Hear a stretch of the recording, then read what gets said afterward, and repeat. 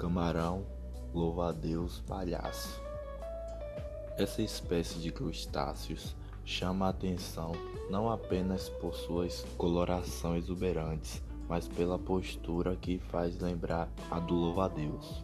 Esses animais são predadores ativos. Eles se utilizam de suas patas para matar e capturar suas presas. Eles podem ser encontrados ali pelo Oceano Pacífico, principalmente na Ásia e na Oceania.